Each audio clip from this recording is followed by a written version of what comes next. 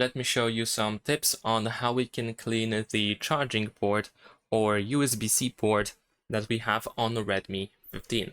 So if this port is dirty, what you can do is you can, for example, use a couple of tools, household items that will work. And I'm going to also show you, or actually tell you, which items you should avoid. So let's start with what you can use. You can use, for example, a toothpick or bamboo skewer or wooden skewer. And essentially you want to avoid metal to prevent damage, so anything like wooden, bamboo, etc. will work. You can also use a soft and dry toothbrush, compressed air, which is optional, but it's really good to use one. A cotton swab or Q-tip with the isopropyl alcohol that has at least 70%, and a flashlight can also be quite handy to use. Now, before you start cleaning the charging port, you want to turn off your phone completely. So remember to shut it down before you start cleaning the port. You can use the flashlight in order to look inside the port and check for lint, dust, and debris. Gently insert the toothpick or wooden skewer, and then you can carefully scrape out any visible lint or dirt.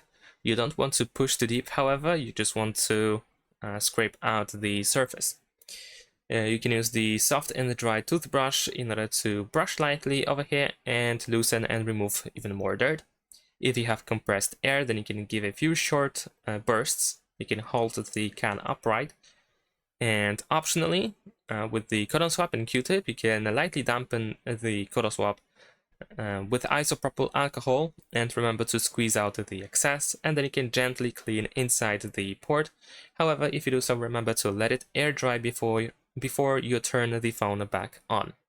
Now, what you should not use in this case. So you want to definitely avoid metal objects, as I mentioned at the beginning. So paper clips, needles, and pins should not be used for cleaning the port.